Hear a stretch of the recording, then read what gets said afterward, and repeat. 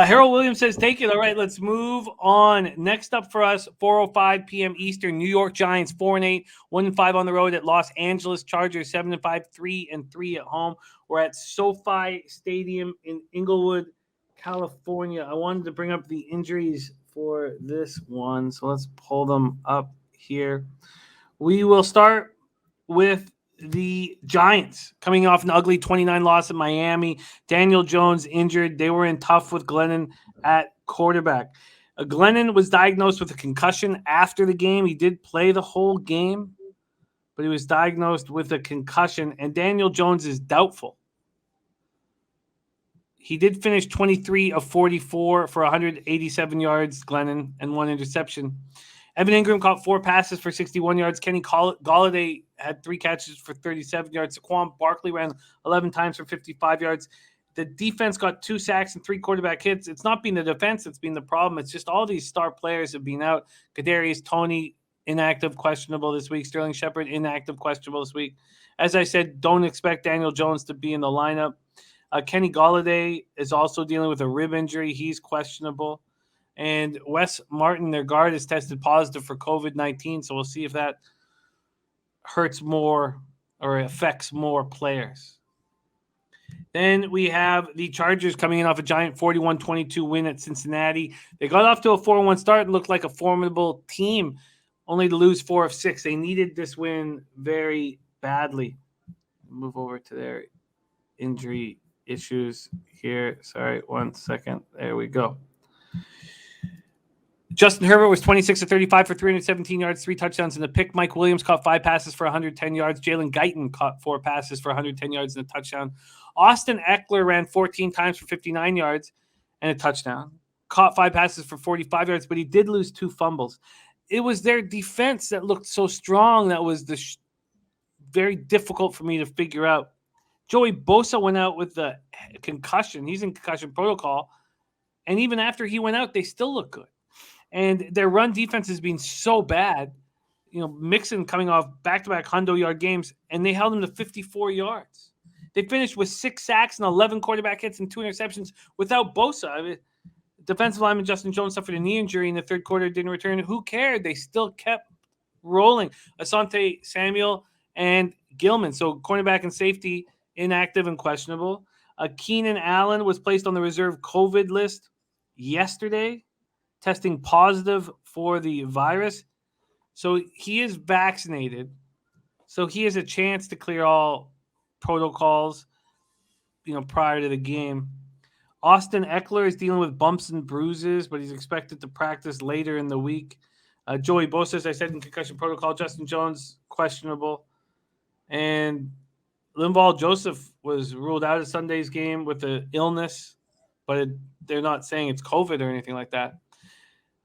Very interesting spot here, Bebsie. The Giants and the Chargers.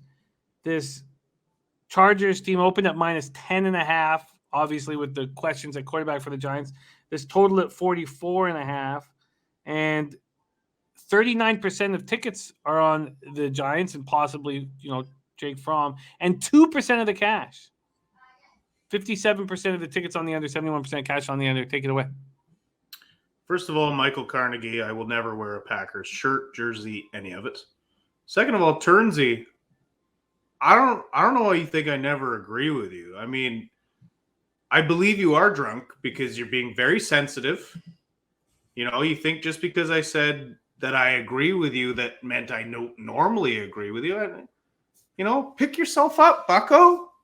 Yeah, I got nothing but love for you, Turnsey. It's not Turnsey you want to fight. It's fuck you, Birdie. We're fighting. Let's go. Let's go. Oh, shit. That's who you want to fight. That's angry, Bebsie. I don't know. Birdie and I buried the hatchet, but there's a very good chance we'll still fight. Anyways, back on track here. Listen, I want to take the Chargers here. It's just a lot of points. I have no faith in the Giants. They're a bad team, and their good players are hurt. So yeah, if you must bet this game, I would bet the Chargers, but I have no interest in taking them at 10.5 points just because I don't think they're gonna have to try that much to win this game. So I'm definitely off that. As far as the total goes, the under is enticing for me again because I don't think the Chargers have to go down full throttle here, and I don't see the New York Giants putting up any points. Yeah, I know who it is, Michael. It doesn't make it okay.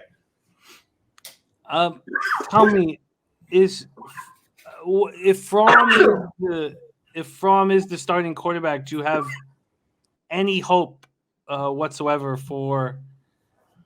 God, I just I can't believe I get burnt by not taking the Lightning -1 and taking the bad because I had to take them on the puck line because I got in late. Very, very aggravating night. What if Jake Fromm is under center? What are your expectations of him? I don't know because I don't think much of Daniel Jones. I've spoken about that all year. I really don't see. I don't know. Fromm's got to be worse, but how much worse? I don't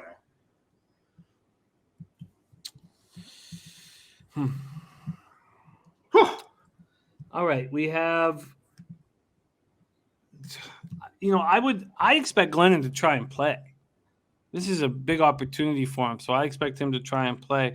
But do you think there's not a big difference between Glennon and Fromm? If there's not a big difference between DJ and Fromm? No, of course not. I don't think there's much of a step down at all. We've seen Mike Glennon. We've seen Daniel Jones. We know what those guys are. We don't really know what Fromm is, but if he's buried on the depth chart behind those two, then, well, what are your expectations? Jimmy, what would you expect from a guy who's buried behind Daniel Jones and Mike Glennon? Yeah, no, that's a good point. Sometimes you just got to say it out loud. That's all. Sometimes you say it out loud, and you're like, oh, yeah. But not enough for the Chargers to smash and grab the Giants. I don't see the Chargers as a team that puts the throttle down. That's why it's like I can see a backdoor cover, especially with the way the Chargers D has played at times this year. I just don't love it. Do you think that this team total, like I cashed the Giants team total under and the Jaguars team total under so easily last week. That's why I don't want to go right back to the well this week. But this Giants team total under sitting at 16.5. Will the Chargers come in here lazy, or how are the Giants possibly going to score 17 points in this football game? Well, I think, like I said, their D's been pretty weak at times. And, yeah, I think this team could come in a little bit lazy. This has got to feel like an easy route for the Chargers. It's such an important game for them, so you think they'll be sharp. But that's why I think 10.5 is too much. And that's why, team total under, realistically, if Fromm's got to be horrendous. So if he comes out and he's like 5 of 17 for, 42 yards, I wouldn't be surprised. They just don't have playmakers at the best of times. They're ruining Saquon Barkley's career if it's not already over. So yeah, I still think that's a very cashable bet at 16.5.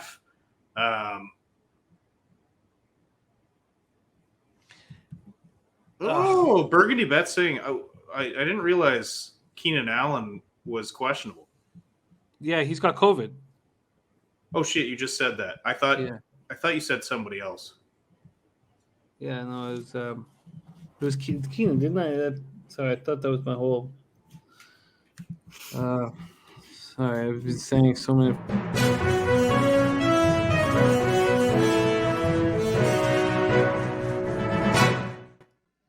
It is, in fact, Keenan Allen that has COVID. don't know if it's breaking news if I said it 4 minutes ago, but thank you. Thank you, Jose Bouquet. All right, let's roll on. There are certain gifts. Okay, I always talk about in the NFL, it's not as simple, more in NBA, but in the NFL, it's not as simple as when something looks too easy, it's not the case. But team totals around this time of year, when there's a team that's just incapable of scoring, seem pretty easy. And so if I think the Giants aren't going to score, that under 44 seems pretty comfortable. Are liking the under. What do you think of the under? I would absolutely, if I had to pick one bet to bet in this game, I would bet the under. Yeah, I think I'm going to end up on those spots at this point.